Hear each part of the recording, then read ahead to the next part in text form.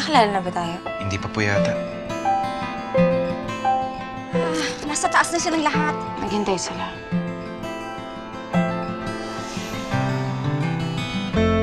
Sigurado ako dito.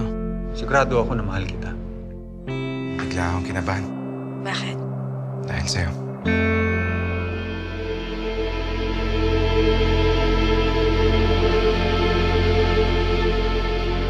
Hindi lang to tungkol sa'yo. Bakit hindi?